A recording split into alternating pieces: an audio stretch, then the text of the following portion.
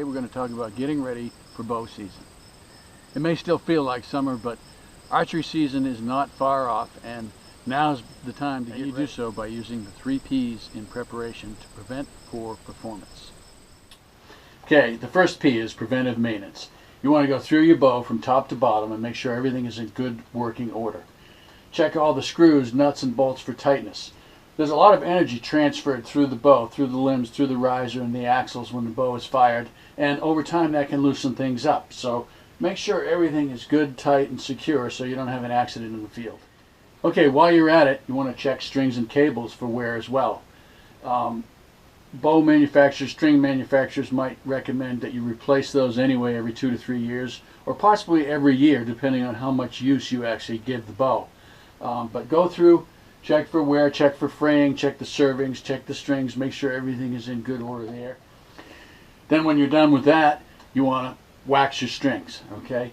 Get a little bit of string wax, rub it on your fingers, and work it into the string. If you do this vigorously, the friction creates heat and that wax will actually seep into the string.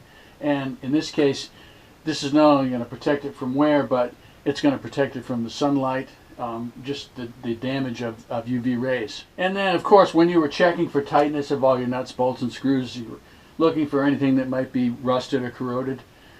Clean that up and then get some odorless oil to lubricate any moving parts. You don't want to lubricate the string with oil. That's wax, goes on the string, but oil into the axles and any other moving parts, maybe an arrest.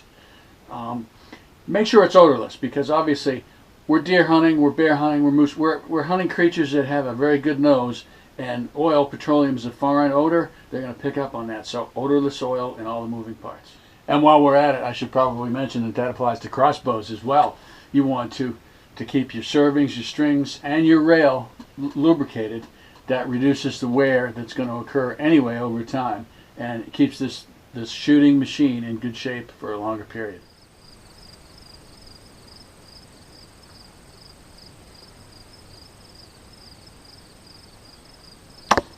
Okay, the second P is practice. You want to practice, practice, practice, enough so that all the mechanics of drawing, aiming, and shooting your bow become automatic, so you don't even have to think about it. In the heat of the moment, in a hunting situation, it just happens, and it happens the right way. And in the process of practicing, obviously you're going to fine-tune your bow so that accuracy and precision are right where you want them to be. So you'll come to full draw, you'll acquire your target, you'll make a nice smooth release, and hopefully you'll hit what you're aiming at.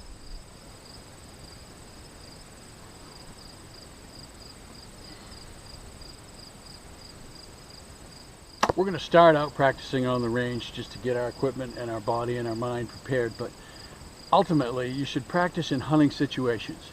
If you hunt from a tree stand, practice from a tree stand so you can get used to that steep downward angle. If you hunt from a ground blind, practice from a ground blind so that you get used to shooting through windows, shooting from a sitting position, whatever that may be. You want to simulate the hunting situation so that there's no surprises when the real thing happens. And the third P is to prepare your paraphernalia. Check your arrow shafts for cracks, scratches, dings, anything that might affect performance or possibly cause an arrow to malfunction in flight. Check your vanes. Okay, obviously this one's going to need to be replaced. Check your nocks, especially for cracks, because you don't want those to fall apart at the wrong time and cause an accident or cause you to miss an animal. Check your broadheads. Make sure they're functioning, especially if you have mechanical broadheads. And then when all that is done, put your arrow on a spinner, make sure it spins true. If it doesn't, make whatever adjustments are necessary, or make that a practice arrow and get an arrow that's going to work properly with the nock, with the broadhead, so that everything is in good working order. Obviously you're going to need some means to transport your bow. Traveling from home to a short destination in a vehicle, in a truck, in a car, you might want a hard case. If you're flying, you certainly want a hard case and a really good, secure, rugged case. If you're traveling on an ATV, you may want a hard case or a soft case with some sort of ATV handlebar or rack holders that will secure your bow on that ATV or side-by-side.